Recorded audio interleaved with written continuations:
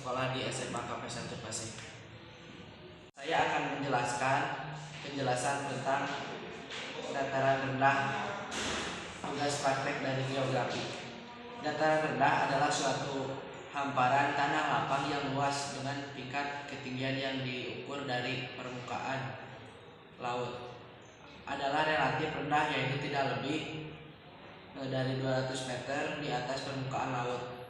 Istilah ini diterapkan pada kawasan manapun dengan hamparan yang luas dan relatif datar yang berlawanan dengan dataran tinggi. Sebagai salah satu keragaman bentuk muka bumi, dataran rendah juga dikenal dengan istilah dataran aluvial.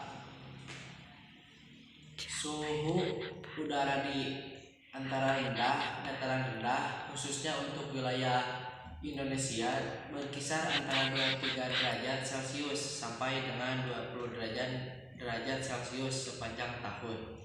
Dataran rendah merupakan wilayah yang sering dijadikan tempat bidang bagi sebagian masyarakat Indonesia karena suhu di dataran rendah cukup nyaman karena tidak terlalu dingin seperti di dataran tinggi dan tidak terlalu panas seperti di pasisir.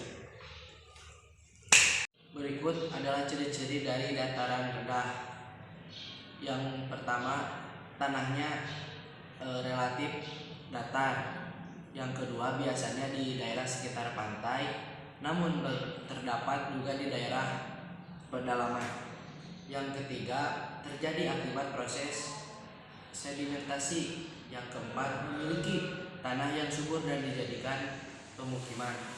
Yang kelima, memiliki tekanan udara yang tinggi dibandingkan dataran tinggi. Yang kedua, manfaat dataran rendah. Seperti dikutip dari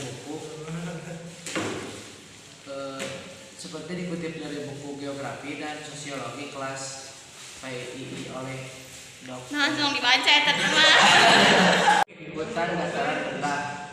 Hutan dataran rendah merupakan hutan yang tumbuh di daerah dataran rendah sebagai dengan ketinggian 0 sampai 1.200 meter. Hutan hujan tropis yang ada di wilayah dangkalan Sunda seperti di Pulau Sumatera dan Pulau Kalimantan termasuk hutan dataran rendah. Hutan dataran rendah Sumatera memiliki keanekaragaman hayati yang terkaya di dunia.